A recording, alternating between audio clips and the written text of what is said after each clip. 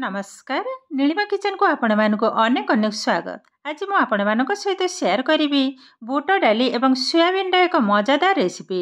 यह को भात रोटी नान जेकोन सहित खाई पारे बहुत सुंदर लगे। तेबे भिडियोटी को स्किप न करी प्रथम शेष पर्यंत देखंतु। आशा करुछि भिडियोटी आपण मानक बहुत पसंद आसीबो। तेबे चलंतु ना डेरी करबानी आरंभ करिबा आज रेसिपी।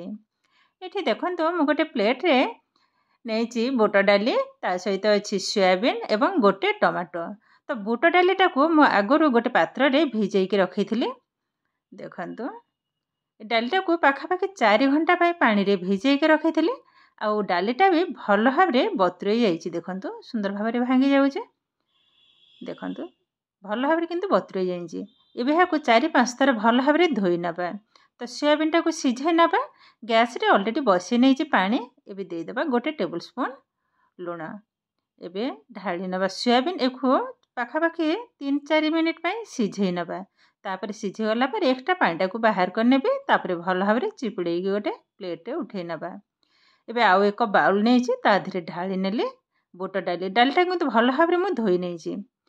एबे किछि मसला ऐड करिवे जो अच्छे हल्दी पाउडर लंका पाउडर जीरा पाउडर अदा पाउडर सामान्य टिके हेंगुटा पकेवा द्वारा तरकार फ्लेवरटा किंतु बहुत सुंदर आसीबो। देदेबा 2टा लवंग दालचीनी गोलमरीच 2टा तेजपत्र ताकू छिंडे नौचे ताकू मध्य पकई नेले। एबे देदेबा स्वाद अनुसार लुण गोटे चामच दही मोठी बड़ चामच रे गोटे चामच पकई नेले। एबे देदेबा लेंबू रस एटा हाफ टेबल स्पून ही दरकार। देखंतु चिपुड़े नेले भल भाव। एबे देदेबा गोटे टेबल स्पून सोरिष तेल। एठी सोरिष तेल बदल रे सादा तेल भी मध्य यूज करि परिबे भल लागिबो। मोटी सोरिष तेल ही पकई नौचे। भल भाव एई भली भाव चकटा एक हबो पाखापाखि 1 ରୁ 2 मिनिट। जेतेटा भल भाव चकटा हबो तरकारीटा किंतु बहुत सुंदर लागिबो। थरे हेले भी एई भली भाव मो प्रोसेस रे तरकारी तयारी करी खांतु देखिबे बहुत सुंदर लागिबो। ए किंतु रेडी हे गलानी। एबे गैस ऑन करी बसई नहीं गोटे कुकरटा भल भाव गरम हो गलानी। एबे दे देबा हाफ टेबल स्पून घी ढाली नेले। एबे घीटा को टिके कुकरटा को हले नबा। एपट सेपट टिके करनेला भल भाव लगी हेजिबो। भल भाव भी ताती हो गलानी। एबे मैरिनेट करी रखिथिबा बुट डाली को ढाली नबा।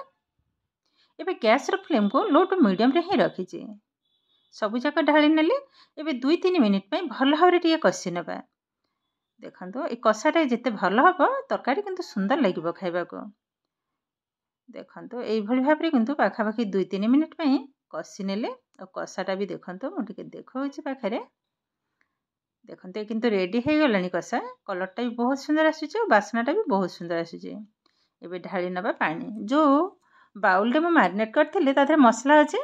तो मु गोटे गिना पानी को ता धरे गोळेई के ढाली नेले। आ पानी लागिबानी भल भाव गोले नेले। बस हे गलानी। एबे हाको कवर कर नबा पाखापाखि 7 ରୁ 8टा हुइसिल आसीबा पर्यंत अपेक्षा करिबा। लगे नेले सीटीटा को मथ लगे नबा। 7-8टा हुइसिल पर ही ताको खोली नबा। एपटे देखंतु सोयाबीन मथ हम एक्स्ट्रा पानीटा को चिपुड़ी के बाहर कर नेछि। एबे अल्प टिके हल्दी पाउडर को भल भाव गोले नबा। रेडी हे गलानी। एबे टमाटो को मथ काटि नबा। तरकारी किंतु मसला बेसी पड़िबनी। सब जाक मसला मु डाली रे ऑलरेडी देई सारिछि। एबे टमाटो काटि नेले छोट छोट खंड करी काटि नबा। बस ये किंतु कटा हमर रेडी हे गलानी। एपटे भी डालीटा हमर हे गलानी। पाखापाखि 3-4टा सीटी पड़ी गलानी। आ 3-4टा खंड पड़ले तापर ताको बंद कर नबा संगे संगे। डालीटा किंतु बेसी सिझिले किंतु तरकारी भल लागिबनी। देखी कि टिके ओल्हेबा को हबो। देखंतु ये किंतु हे गलानी। आ गोटे सीटी आसीबो बंद कर नबा। हे गलानी ओल्हे आनिबा। तो सेई गैस रे बसै नबा। आ एक कड़ाईटा भल भाव तातिला परे दे दबा तेल। सोरिष तेल पकई नौचे। तेलटा भल भाव गरम होला परे एबे सोयाबीन जाक भाजी नबा। भल भाव किंतु नाली करी भाजी नेबे। देखंतु एई भली भाव खड़िका साहाय्य टिके दाबी नबा। तो एक्स्ट्रा पानीटा जो अच्छे भल भाव सुखी जीव। एबे देखंतु सुंदर भाव किंतु कलर भी चेंज हो गलानी। एबे बाहर करनबा गोटे प्लेट को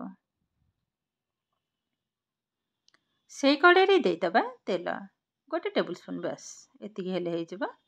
एबे देदबा गोटे सुखिला लंका हाफ टेबल स्पून कला जीरा मध्य पकई नेबी। लंकाटा टिके भाजी हो गला परे कला जीराटा पड़ले ए तरकार टेस्ट किंतु बढ़िबा। देदबा हाफ टेबल स्पून कला जीरा भल भाव फुटी है एबे काटिक रखिथिबा टमाटो को देदबा। हल्का टिके गोली नेबे। एई समय किंतु गैस रो फ्लेम को एकदम लो रे ही रखिचे। लंकाटा को बाहर कर नेबे। एबे देदबा लुण जेहेतु सोयाबीन एवं डाली सिझाइला बेले मध्य मु पकईथिले लुण तो लुणटा किंतु देखिक दबा को पड़िबो। एबे देदबा गोटे tablespoon red chilli powder ए किंतु कलर आसीबा पई मु किंतु राग पई ओ पकईलिने। ऑलरेडी डाली सिझाइला बेले मु देइथिले सॉरी डाली सिझाइला माने डाली जो गोळीथिले भल भाव टमाटोटा को ये भाव टिके भांगी नवा। भल भाव टिके पानी देदेवे जो डाली सिझाई से डाली सिझा पानी अल्प टिके बस एबे भल भाव गोली नवा। एबे देखंतु धीरे धीरे किंतु मसलाटा सुंदर गोटे कलर भी आसीगलानी और हल्का टिके तेल भी छाड़ी हो गलानी। देखंतु ये किंतु रेडी हो गलानी। एबे भाजी के रखिथबा सोयाबीन को पकई नवा। गोटे मिनिट पे टिके कसी नवा तापरे सिझा डाली को देबे। कलरटा देखंतु केतेटा सुंदर बनी जाए। एबे ढाली नवा डाली बस एबे भल भाव कसी नवा पाखा पाखी 2-3 मिनिट टके कसी नेबे तापरे पानी देबे। ए कसाटा जेते भल हबो तरकारी किंतु खाइबा को बहुत सुंदर लागिबो। ये बुट डाली तरकारी किंतु एते सुंदर लगे आम घर किंतु समस्त यही तरकारीटा किंतु बहुत पसंद।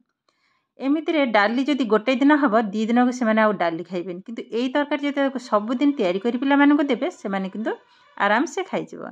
कषा हरी भितर रेडी हो गलानी। एबे से जो डाली सिझा पानी ताकू ढाली नबा आउ टिके पानी लागिबो अल्प टिके पकई ने बस। एबे भल भाव गोले नबा। गैस रो फ्लेम को एबे हाई रे ही रखिबा। जस्ट गोटे मिनिट फुटिबा पर्यंत ही अपेक्षा करिबा जेतु गरम पानी जल्दी फुटी उठिबो। एबे देदबा 2टा कंचा लंका ताकू चिरिकी रखिथिले पकई नेबे। बस रागटा जे जेमिति पसंद करंती से अनुसार ही पकईबे। एबे देखंतु तरकारी भी सुंदर भाव फुटिबा स्टार्ट कलानी और बासनाटा एतेटा सुंदर आसुजे बहुत किंतु सुंदर आसुजे। एबे आधार दे देबी हाफ टेबल स्पून घी। तरकारी ऑलरेडी हमर हे गलानी। घीटा पकई नेले एबे भल भाव गोली नेला परे गैस को किंतु बंद कर नेबे। ऑलरेडी हे गलानी देखंतु बहुत किंतु सुंदर देखा होजे। एबे गैस को बंद कर नेबे। एबे गोटे प्लेट को उठे नेबे। एबे देखंतु तरकारी किंतु ऑलरेडी हमर रेडी हो गलानी। एबे गोटे प्लेट को मधम उठे नउचे आ तरकारीटा देखंतु केतेटा सुंदर बनी जे। बासना किंतु बहुत सुंदर आसुचे।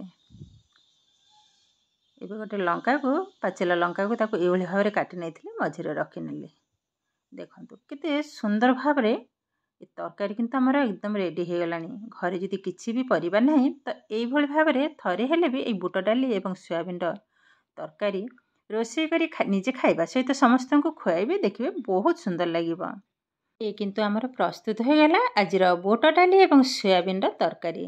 आजिर भिडियोटी आपण मानकु केमिति लागिला कमेंट करने को जमा भी भूलिबेनी। आउ जदि भिडियोटी भल लगे लाइक करिवे शेयर करिवे। चैनल रे नुआ थिले चैनल टी को सब्सक्राइब करने सहित पाखरे थिबा बेल आइकन को क्लिक करिवे।